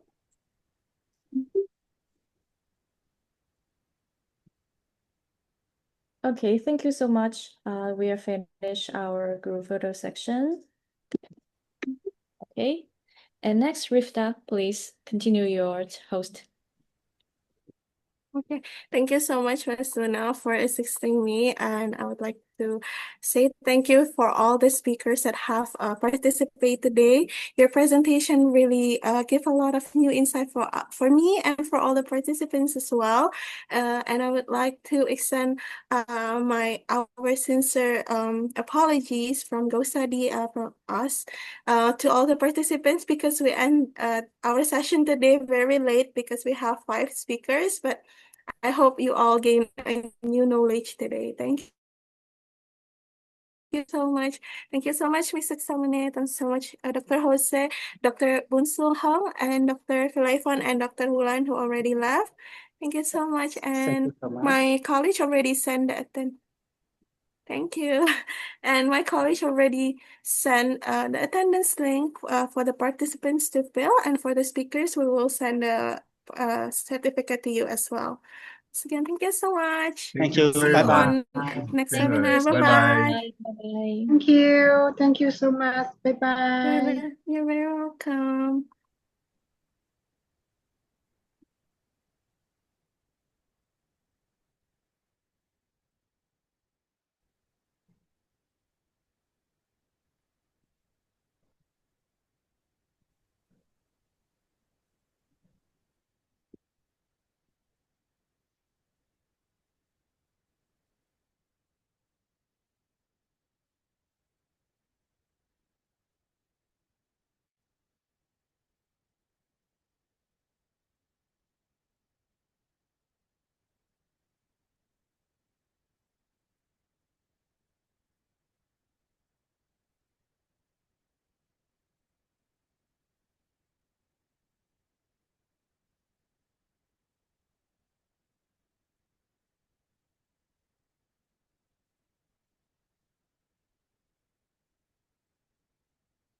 Thank you to all participants. If you already filled the attendance form, you can leave the meeting room. Thank you.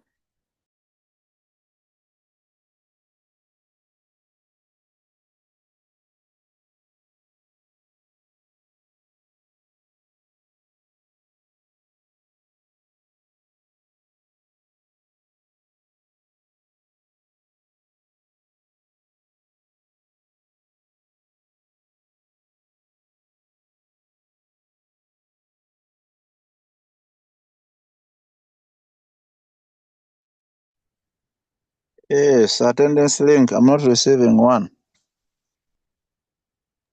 Sorry? Otherwise, thank you. Thank you for the meeting. I've learned a lot from the cultural heritage of different countries. I'm from Uganda. Thank Thank you you so all much, Mr. presenters. Kisa.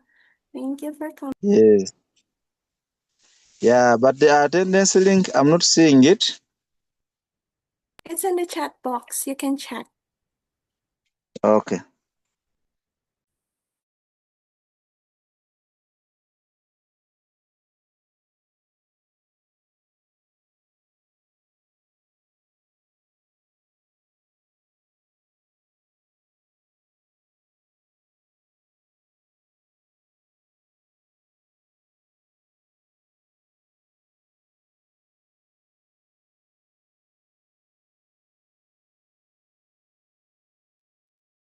My chat box has refused to open. I don't know the network. The chat has refused.